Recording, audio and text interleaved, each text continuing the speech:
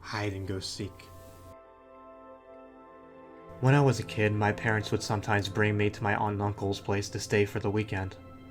Mainly, I spent the time playing with my two cousins, who were around the same age as me.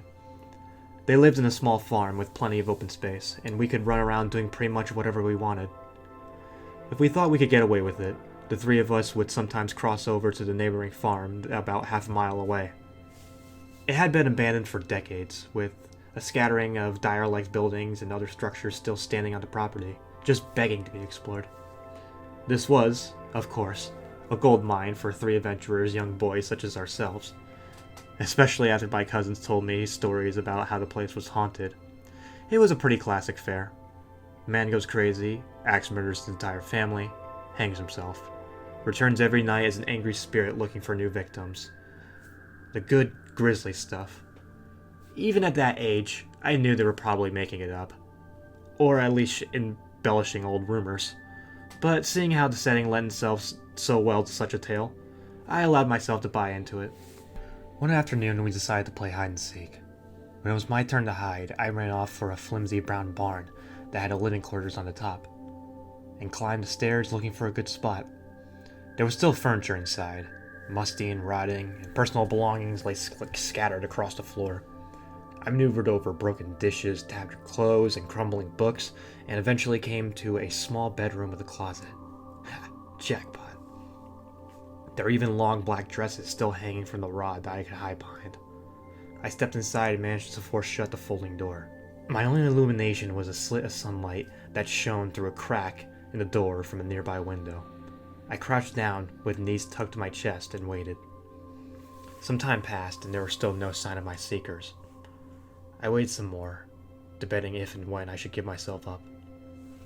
After nearly an hour, it was starting to get boring. My head drooped. I awoke with a jerk. It was pitch black. Drowsy and confused, I forgot for a minute where I was or what I've been doing.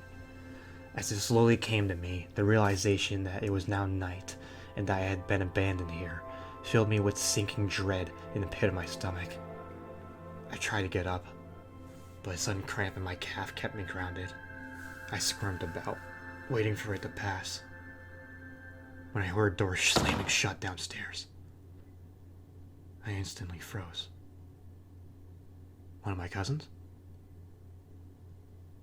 There was a brief period of silence, and then footsteps at the bottom of the stairs. But not just footsteps.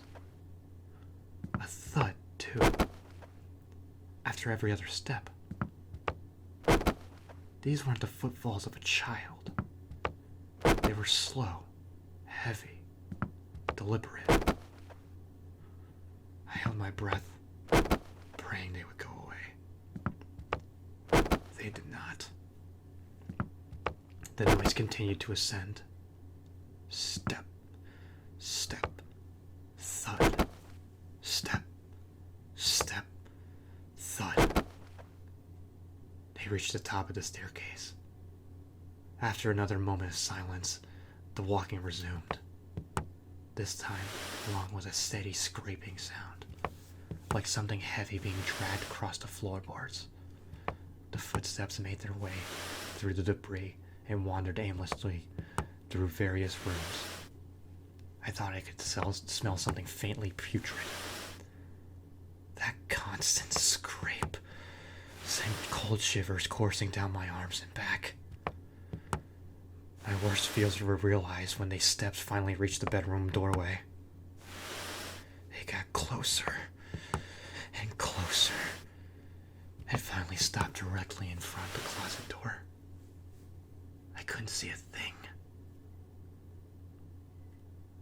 After an agonizing pause, they continued on over, and went over to the other side of the room, and out the doorway again. They faded away down the hallway.